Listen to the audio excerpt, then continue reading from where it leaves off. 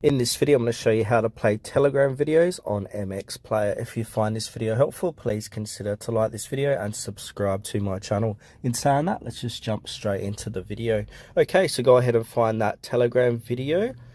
So for this demonstration, I've got one here that I prepared earlier. So I want to watch this video in MX Player. So what we need to do is click on the download button here. So click on the download, and that's going to download it to our device. So give that a few moments to download. Alright, so it's finished downloading. Now we need to go back. Then from here, once you download it too, you need to save it to your gallery. So click on the three dots and click on Save to Downloads, or you can save to gallery. I'm just going to do Save to Downloads. So now it says Video Save to Downloads.